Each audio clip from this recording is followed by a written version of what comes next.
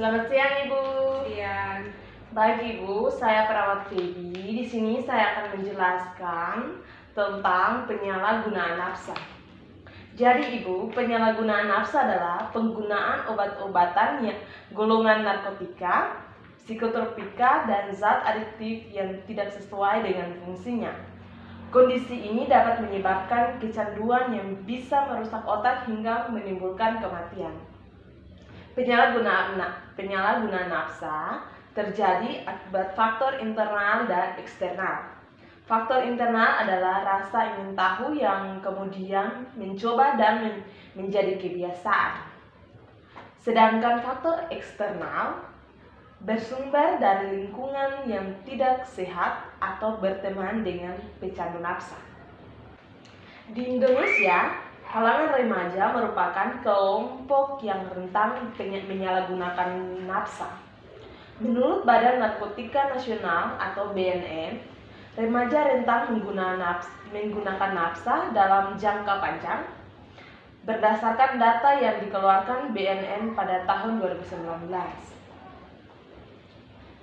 Penyebab penyalahgunaan nafsa. Penyalahgunaan nafsa umumnya terjadi karena rasa ingin tahu yang tinggi. Selain itu, pasien gangguan mental seperti gangguan bipolar atau skizofrenia juga berisiko menyalahgunakan nafsa dengan alasan untuk meredakan gejala yang dialami. Selain rasa ingin tahu yang tinggi dan gangguan mental, faktor lain yang dapat memicu seseorang menyalahgunakan nafsa adalah memiliki teman yang juga kecanduan nafsa, mengalami masalah ekonomi, pernah mengalami kekerasan fisik, emosi, atau seksual, dan bermasalah dalam hubungan dengan pasangan, kerabat, dan keluarga. Fase dan gejala penyalahgunaan nafsa. Penyalahgunaan nafsa yang tidak dihentikan dapat menyebabkan kecanduan.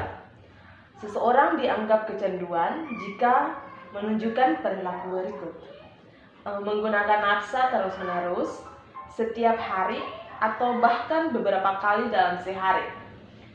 Menggunakan nafsa guna mengalihkan pikiran yang mengganggu.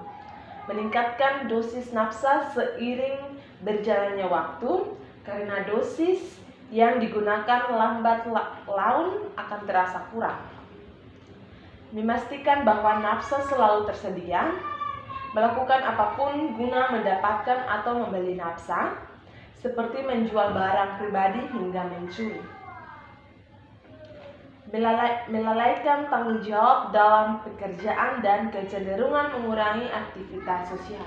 Ketika penderita telah mencapai fase kecanduan dan mencoba untuk menghentikan kebiasaan tersebut, dia akan mengalami gejala putus obat atau sekau.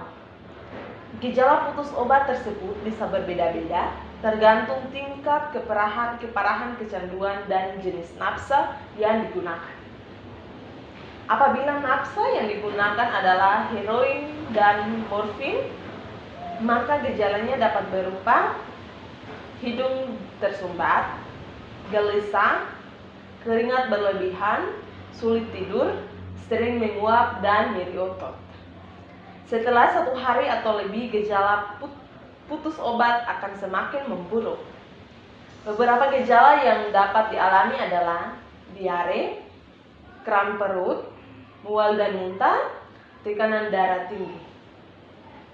Sedangkan jika menggunakan nafsa jenis kokain, maka gejala putus obat yang dapat muncul antara lain depresi, gelisah, tubuh terasa lelah, rasa tidak enak badan, nafsu makan meningkat, mimpi buruk yang terasa sangat nyata, lambat dalam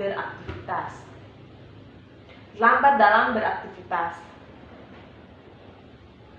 Diagnosa penyalahgunaan nafsa diawali dengan tanya jawab terkait gejala dan riwayat penggunaan nafsa, kemudian diikuti pemeriksaan fisik dan mental. Pengobatan penyalahgunaan nafsa di Indonesia memiliki sistem rehabilitasi yang dilaksanakan oleh institusi penerimaan wajib lapor adalah lembaga yang ditujukan pemerintah untuk melaksanakan proses rehabilitasi. IPWL bisa berupa puskesmas, rumah sakit, atau lembaga lain. Baik, terima kasih Ibu karena sudah mau mendengarkan penjelasan saya mengenai penyalahgunaan nafsa. Terima kasih Ibu.